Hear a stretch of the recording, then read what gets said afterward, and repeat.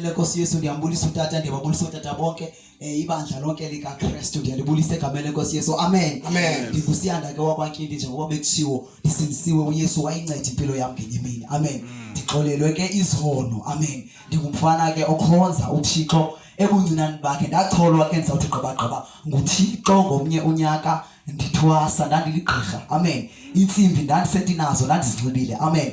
Ndandithwasa kwindawo yasemamphondweni eBizana abaseBizana bazawuya sendawo ekuthiwa kuseHarding. Glory to Jesus. Yes. Ndandithwasa khona ke ndiligqirha elalinzima bangcwele ekwakufuneka liyothwasa phantsi kwamanzi elwandle amen.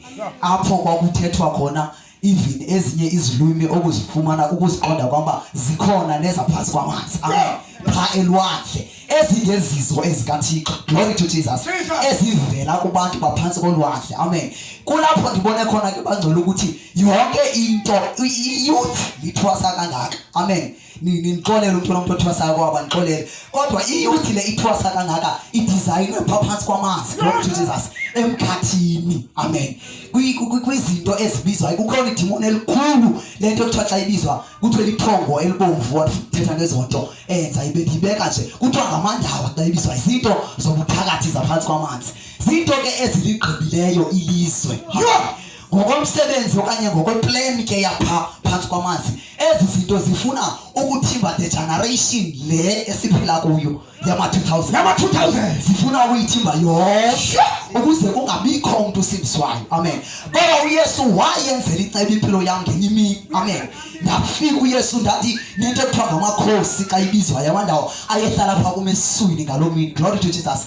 Ndathi ndawufika ndakhonza apha Assembly of God khona ndafika komnye umfundisi okuthiwa nguSkili ndathi ndifika phambi kwakhe ndisima phambi kwe-altar ndafika ndancanyazela umzimba wawuzihambela kwataka amakhosi emangeenyawo avuka. Glory to Jesus. Ndandikabekelwa ngesandla amen. Ndiyazana bathandekayo nento ethetha kuthiwa xa ibizwayo kubekho amakhosi athetha khona awuboni mntu kodwa yathetha pha phakathi ngabantu abafayo abalandwayo ngemimoya yobumnyama bafakwe eselweni noba uthi umuntu ufuna uyohlahluba okanye ufuna uyokwenza into afike angene phaa kulabhothile axelelwe zezanto zimxelele yonke futhi ingxaki yakhe amen.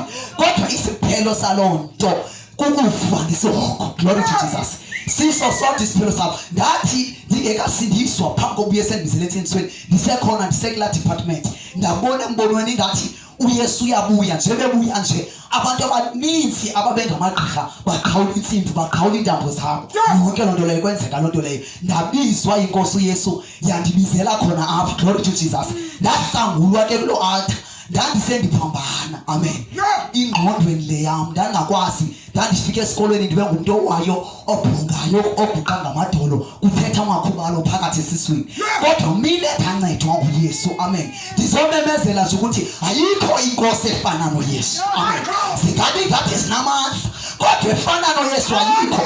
Uzamna ndiyayazi efana noYesu ayikho. Andikathanda begqirha kuthiwa inyanga lenza izinto ndizazi kakuhle ndivela kulaa department kodwa efana noYesu inkosi ayikho amen. Ndahlangulwa ke nguYesu ndanikwa le vangeli yokwenyani yeyona nto indisalileyo kule nkonzo amen. Uyanda ukhona la mfana ohleli phaa uyazi kakuhle la vangeli yongacompromise la vangeli yoyazi uba ifiber ayenziwa because yeyaphansi kombuso wobumnyama. La vangeli yoyazi uba ikhathi ayithethwa because iribhayela bentloko my Jesus. Ivangeli yenyani kaKristu Yesu yiyo ke le yandikhululayo angacompromise namhlanje ndisasebenzisa yona because yiyo yodwa ezawunceda abantu yiloo nto endisalileyo apho. Glory to my God.